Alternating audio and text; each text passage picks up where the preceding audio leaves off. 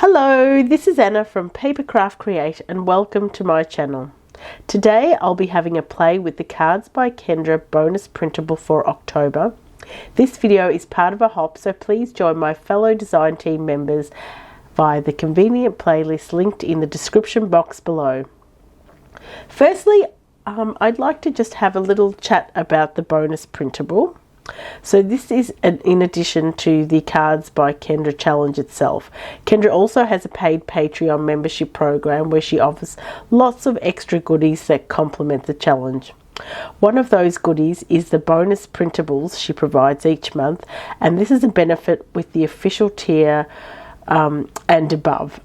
So just to bring your attention to that, when you download the free PDF, the last page here has this little table where it sort of shows you, it's like a little cheat sheet to show you what each of the different tiers for the Patreon membership include. So obviously starting at a very affordable $2 a month, where you get a few little items. And then once you jump up to the official, it sort of, adds a few more, and then of course all the way to VIP. Now this particular bonus printable is given to you each month when you subscribe with the official tier, and these little bonus printables, they can consist of a few different things. This month's one is a digital card making kit, and I'll just give you a little look. So this front page will just show you the different papers that are on offer, with some ephemera and some sentiments as well. So I just wanted to show you those. So they look really gorgeous.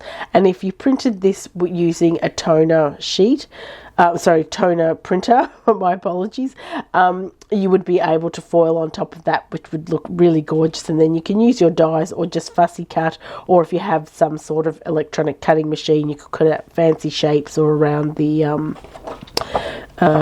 sentiment. And these are the ephemera. So there's one sheet of ephemeras, and then this is just a sample of the pages. I have actually used and cut up a few of them, so I thought I'd just show you. So you get the paper, which you just need to chop down with your paper cutter or trimmer, and then these are the different ephemeras that she has across the top as well, which are just gorgeous, and of course is a full Thanksgiving style theme. So global gratitude. So that's the bonus printable. So if you sort of like something like that, as I said, in the past she has done things like a two-sheet wonder or bonus card sketches. So she gives you the cutting templates for those. Each month it's something different, and always a nice little surprise to follow up with that. Generally speaking, she will also tie in her color challenges with this same color palette, so it makes it super simple for you to enter that in and go into the chance to win some other prizes as well. So I think I'll get ahead now. I'm going to make two of the Kendra's card challenge card sketches from 20 that has only just started, so hopefully you've had a chance to download your PDF, so we can have a look at those, and I'll show you my interpretation of those and talk through how I come up with different things and the way I think about putting these cards together. I will be doing two card sketches, and the first one I'll be doing is 8. You can see up in the corner there. I'll be using 3 of the papers, even though it's only 2 papers for the actual card sketch, but I'm using a third one as the base. So sometimes I like to use coloured cardstock, or sometimes some other specialty cardstocks, like a foil or like glitter, as you'll see me using a bit of glitter as matting pieces as well. I just like to change it up, and it just depends sort of what colours are in the papers I'm using. So that's how I sort of get around and decide. But I just thought those sort of more plain pattern pieces were really great colour matches, and I didn't sort of really have anything that was going to be a great colour match. So I thought, hey, why don't I use that? So that's another thing you can use. You can use other pattern papers your matting pieces if you sort of get stuck with things, and particularly if they coordinate and work well with the rest of the story there. So that's the bottom one. I'm doing my two smaller pattern pieces. I'm using a gold sort of champagne glitter, and then for my focal point, I have kept it a circle, so similar to, well, exactly what's there. I'm just using one of the ephemeras, and I've decided to just use a die, like a stitched circle die, to cut out that little image, and then I'm going to mat it on a scalloped circle as my matting piece. And I thought that was sort of a reasonably close colour to the bottom matting layered piece, and I thought it worked really well. And it just gives another texture, a little bit more brightness, and just takes, doesn't take too much away from it. So I'll just put it all together now. You'll see me just attaching that.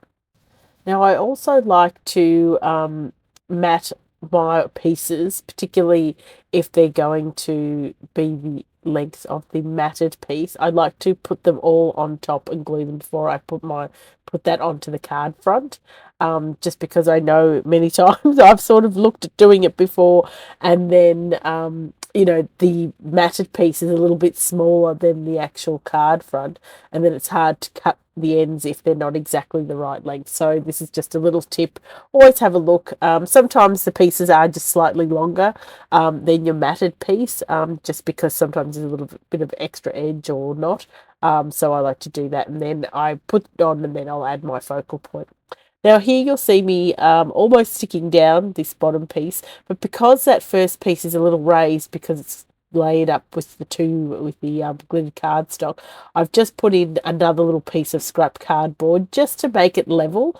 Some people don't mind this, but I find sometimes because of the height difference, it will dip and it just looks a bit odd. It just gives it a bit of a nicer, more professional sort of look to your finished card. So that's a little tip you can do if you're, layering a few things up on top of each other, particularly if you're using a thick matting layer and you've got pieces crossing over. So this focal point, I've just decided to keep it quite basic, and just as the sketch intended. You could use another shape if you don't have circle dies, or you wanted to use, a special die that was a different shape. There's no saying that it needs to be a circle. It just is what Kendra has suggested, and a starting point. I just also put a little piece of cardboard on the back of that to raise that up so it didn't sort of look like it was angled, and just think it's so cute the way it turned out. So now I'll be moving on to card sketch 12. So this one here does use the two different pattern pieces, and I have once again used two different papers, and I'm also once again using that bottom matting piece. That's also, sorry, I should say 3 pieces, is another one of those sort of just plainer colors, sort of like an ombre colored piece. It's really quite beautiful. The colors are really lovely, and I've used it as a mat for both of these gorgeous little prints. My bottom matting layer, you can see to the side there, is just some sort of craft card stock, and it's also I've just got a cover plate that I've sort of embossed or pierced through my embossing machine, and I'm having a bit of a hard time here. I probably should have thought about this before I started, and but I should have battered my top layer before I stuck it down, but it all works out in the end. It is a little wonky, so I've just sort of trimmed the sides so it's sort of a little more even, but still quite nice. So this will just go pretty much as intended. Now with this card sketch, you'll see that there are some black stars on there. There's some suggested little extra embellishments you can put on. I've chosen today not to put them on, so I just felt that this paper was just gorgeous on its own and it didn't need too much more, and I really liked the way that it sort of turned out. So I've decided just to go without them. But obviously you feel free to use, if you have stars, or you might have flowers, or you might have just even some sort of, blingy embellishment dots or something like that that you might like to use. So as I said, just a suggestion, of course. Now, this is the same situation where I've put a little bit of cardstock just to level it up, because it is two pieces, one on top of each other. Not as thick as the glitter cardstock in the previous card, but it isn't level. Just that little top section. I really love all these neutral tones together. I just love the fall colours, and it's really quite a nice colour palette that I love crafting with, and really get great joy out of doing so.